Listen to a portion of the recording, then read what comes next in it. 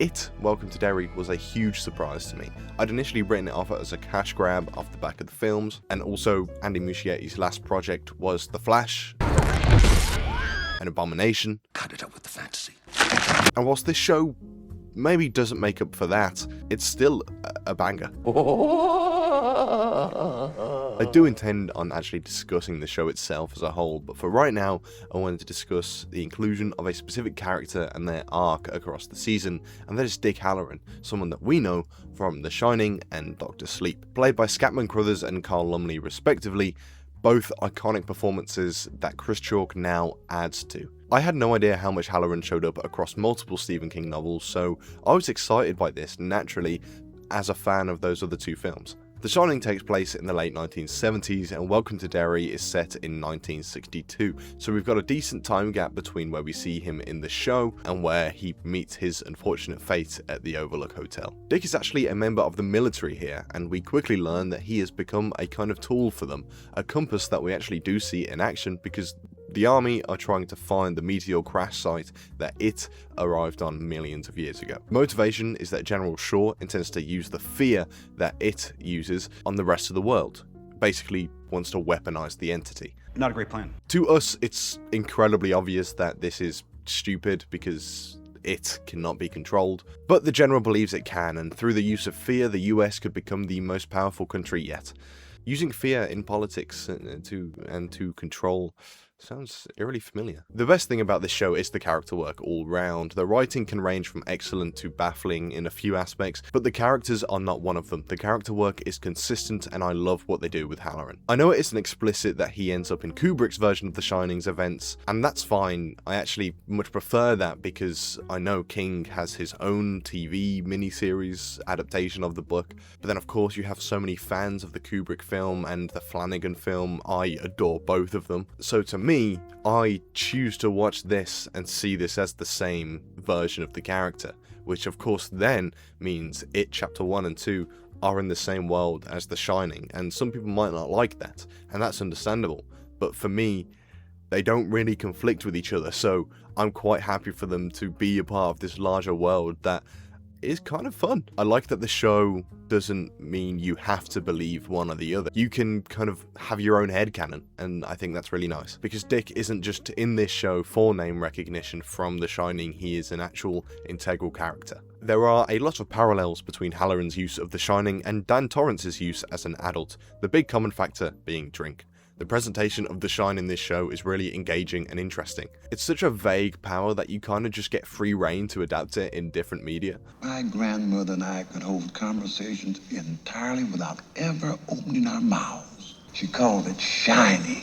And this show continues to add to that. When we first meet him, he's got a hold on his abilities, as we later learned thanks to his grandma, who taught him a trick that whenever he sees a ghost or entity, to put it in this box. The same trick that Dick would later teach a young Dan Torrance. Despite this though, using his specialty isn't particularly pleasant, for him or the individual on the other end. But we know that despite that, Dick is incredibly powerful with this shine. So when he enters the orbit of Pennywise, it's only bound to get more complicated. When on the search for one of these pillars to unleash it, Hallorann is using the shine to locate the area, and in doing so, ends up projecting himself into the sewers of Derry. The transition is really cool, seeing water flood over his feet in the helicopter, causing this real, almost liminal space feeling, before we see a sewer gate close behind him and we are fully transported into the sewer, and in the darkness we see these yellow glowing eyes asking who he is. Who are you?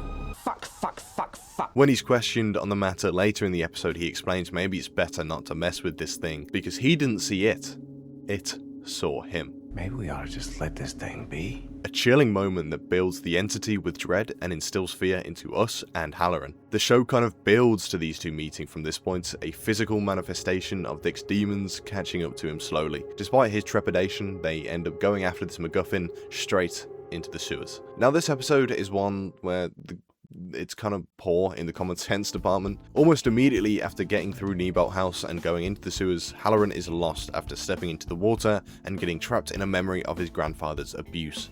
Now, I feel like Hallorann is the main man for this mission. He's one you really want on your side, but they kind of just accept that he's lost and move forward instead of kind of dealing with wherever he's gone. But anyway, it is hours later that Dick finds himself, even after everyone else escapes. We see him slowly leaving the sewers with an empty facial expression, and we realize that his box has been opened as he sees the newly ghosted form of someone who just died in the sewers. It has unleashed Dick's demons. The flashback of course mainly serves that purpose, to expose Dick to this horror, but is also a great insight into his horrific home life. Now feels like an ample time to mention the racism of the series. It's a big part of it, of course. This is set in the 60s, so it was a huge factor, and sadly, I don't think we've actually come far enough since the state of racism in the 60s. But of course, him and other black characters have roles in the military in the series. They're still subject to abuse from those around them. Back at the start of the season, we see Dick and his mates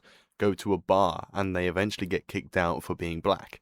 We also see the heavy toll that his time in the military has taken on Dick in general, when he gets trapped in his own mind by Pennywise. This kind of reinforces why him and his friends are so desperate for a place just to let themselves be free. Because all across the world, at this point in time, no one wants them to be free. This all comes to a terrifying head in episode 7, but I think even from within the ranks, Dick isn't treated much like a person by the general in the show, more as a weapon thanks to his psychic abilities, and even from Leroy. So a subplot for him and his friends has been about finding a location for them to just blow off some steam, get away from the horrors that they face on the daily, and they eventually land themselves on a building on the outskirts of Derry, where they turn it into a bar that becomes known as the Black Spot. Viewers of the first film will know its name and its tragic fate. After his absence from the team, Leroy comes knocking, and I love this edit of Dick drinking. It really conveys how he's trying to drown his demons and quiet the voices, and this is really the start of his spiral. The conversation he has with Leroy is great. Chalk tunes in a phenomenal performance as he speaks about keeping that lid on the box since childhood,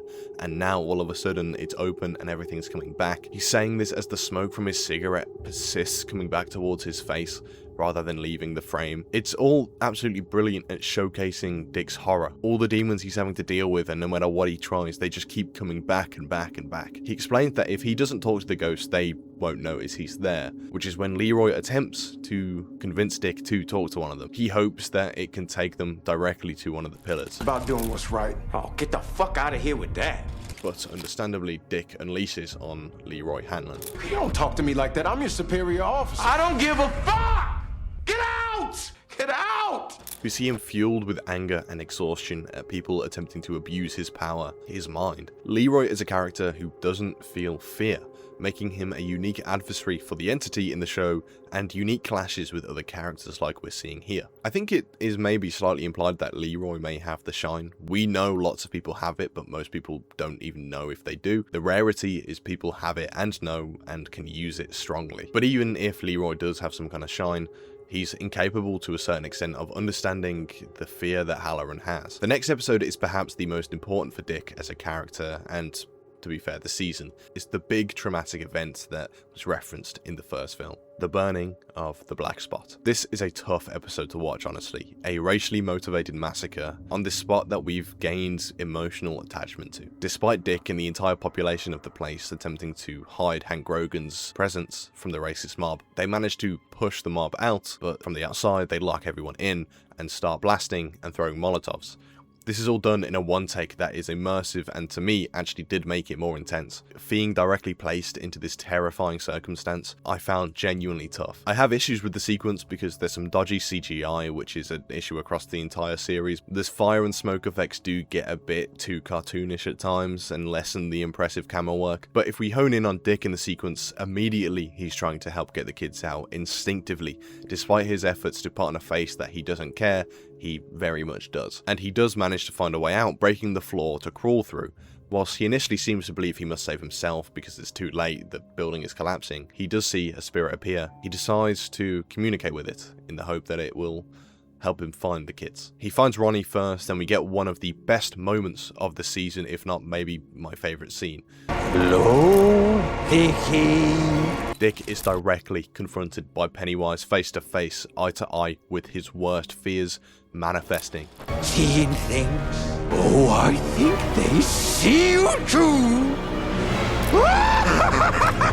He manages to overcome them in the moment and still persevere to find the rest of the kids with the help of this spirit. I love this little line when they realise Marge and Rich are still inside. Despite not having the time to save them, Mike and Hank are bickering over who's going to go and do so Dick just says fuck it, he'll do it. God damn it, I'll find him. Sadly though, it was too late and Dick couldn't get to them, and it results in Rich actually giving his life to save Marge in one of the biggest gut punches of the season. I truly didn't expect Rich to die here, and it really did hit me. The morning after, we see the impact that Dick's selflessness had on his psyche. All the spirits of the dead now see him back, everyone who died in the fire, the weight of those people that he knew and were unable to escape. The tragedy now weighs on his shoulders. It's tragic and leaves him in a very bad way.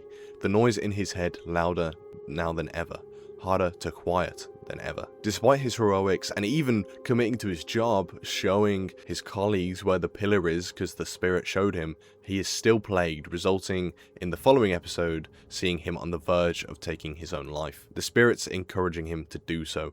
They very much do represent his own internal trauma, leaving him hanging on by a thread, if even that, his head in a scrambled mess, angry and broken. The only thing that prevents him from pulling the trigger is Leroy's panicked yells over the fact it took Will, his son, as he begs for Dick's help. And thankfully this gives Dick the cause to hold on for a minute longer. The character of Rose uses maturin root, which is some kind of like spiritual herb. Maturin is the turtle that flies through the macroverse with our universe on its back, and is the opposition force to it. It is evil, maturin is good. I'm sorry, what the fucking hell are you talking about? It's a very long story, but she gives him this trippy tea that says will help quiet the voices, in turn for him to help locate the dagger that they need to confine it back into hibernation and to the boundaries of Derry. This sequence is awesome, one of my favourite presentations of The Shining. It's trippy and heavy and appears to expand his ability into a much bigger scale. I love how all the visuals link together, from entering Dick's mind and returning back after locating the dagger. Chris Chalk yet again gives a powerhouse performance. We really feel how painful this is for him. I see it. They're able to use Dick as a compass to find the girls directly. As Pennywise begins to attack the girls, we of course get the great reveal that Marge will eventually become Richie's mom, Finn Wolfhard in the first film, as well as the reveal that Pennywise doesn't see time in a linear way. Birth and death are the same thing to him. Even though the Losers Club is in the future, he knows it now. And I mean, this makes sense. He's a cosmic entity outside of our universe. Like, he probably wouldn't see time the same way that we do. But this is all a bigger discussion for another day. To stay focused on Dick, we saw Pennywise freeze before getting the chance to kill Marge, and as we enter his mind, we see he has been trapped in a version of history where he is Bob Gray, the actual human clown, before it killed him and took his form. It's an amazingly funny scene that we see eventually was thanks to Dick. Thanks to his shine, he's able to trap Pennywise within his own mind. Tricky.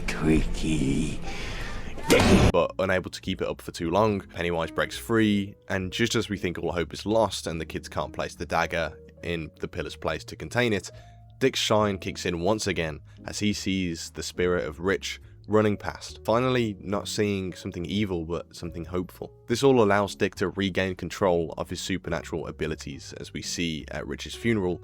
Next to his grieving parents, the spirit of Rich stands beside them. Dick takes the chance to let the parents know that Rich is still there with them. Whilst he still has a lot to figure out within himself, he has made it to the next stage, seeing the light in his shining ability as well as the darkness, seeing an opportunity to help others through their own demons. His final scene sees him say goodbye to Leroy. He confirms whatever the root was helped quiet those voices and put them back in the box, as he starts being able to accept himself for who he is and what he cares about. Dick Hallorann goes on a real journey that is only just beginning in this show, starting off with the voices subdued and a somewhat reluctant tool to the military, falling victim to his inner demons and attempting to subdue them through less healthy means, which obviously allows them to consume him fully. It's great to see him overcome that, and even though it is a MacGuffin that helps quiet the voices, it was his decision to use his gift for something bigger than him, for something good, for the help of others, so he still earns that growth. His final scene in the show gives us a direct link to The Shining, as he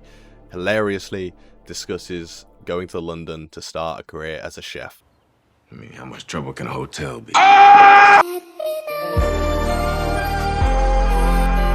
So So yes, while he's not going straight to the Overlook from here, we know now that this is the path he's on. I don't know if it's just me, but I feel like his line delivery and just the writing of his final line resembles the older version we've seen in the other two films a bit. So we can only assume that from this point he's on that direct path to the Overlook Hotel, and that he'll have more challenges and will overcome them.